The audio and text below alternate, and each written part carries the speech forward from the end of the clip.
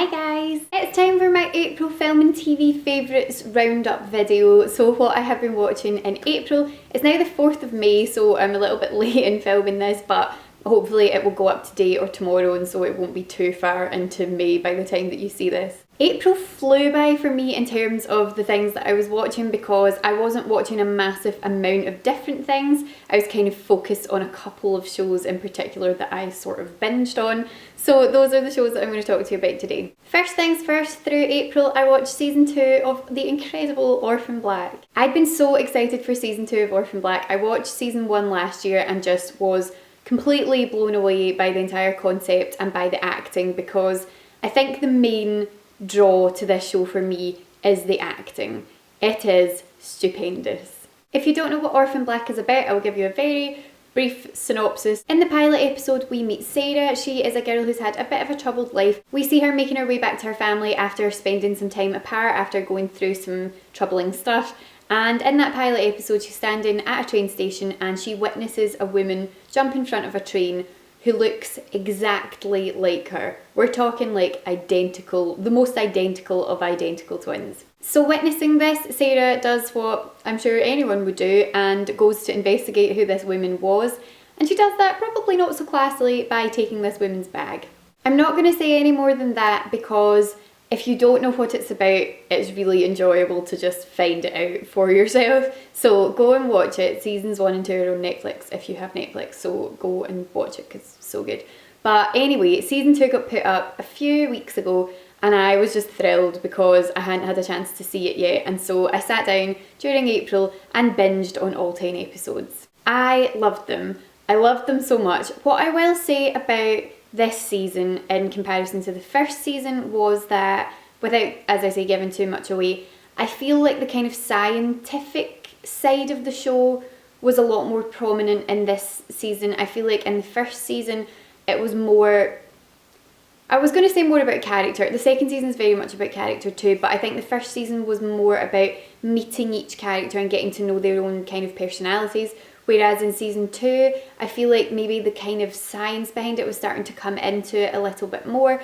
And while I find that really interesting, there were moments where things went a little bit over my head. So I don't know if maybe, I think I'm going to have to go back and rewatch it because there were moments that I was like, right, wait, what is going on here? So I do feel like they're getting more into the kind of technical side of it, which I think is really great because that all needs to be explained.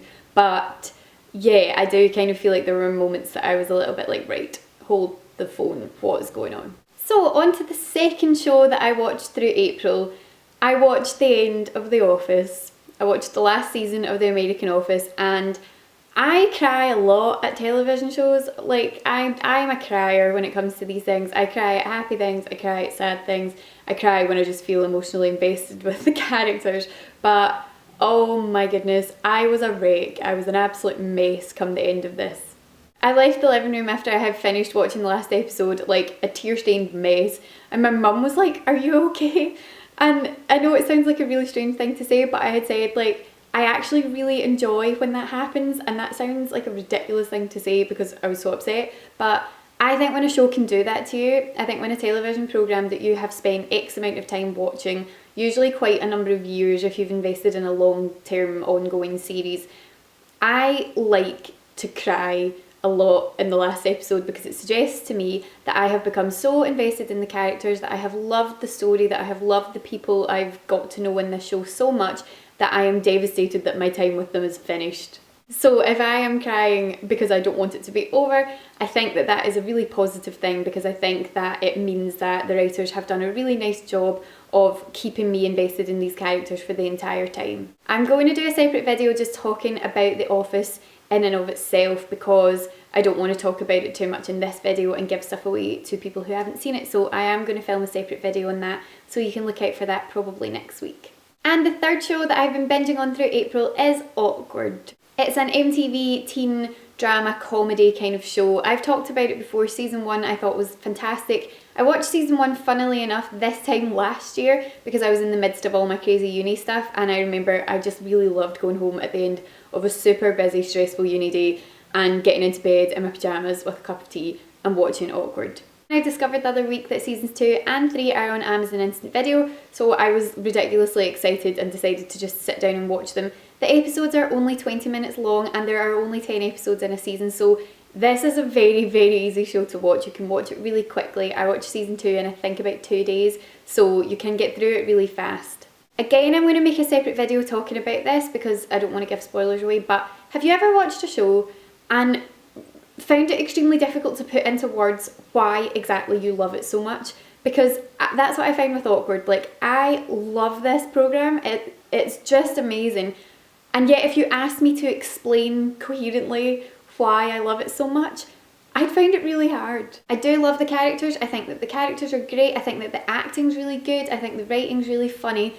But usually there's something in a show that I can be like, that's the thing that really pulls me into it and really makes me enjoy it. And with this show, I can't grasp what it is that makes me so happy when I'm watching it, but I just think that it is excellent. So if you've never seen it before and you enjoy that kind of like teen comedy sort of thing, do go and check it out because it's excellent.